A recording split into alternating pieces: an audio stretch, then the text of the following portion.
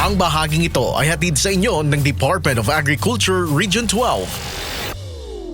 Manatiling nakatuon sa pagbibigay ng suporta sa mga magsasaka at iba pang stakeholder.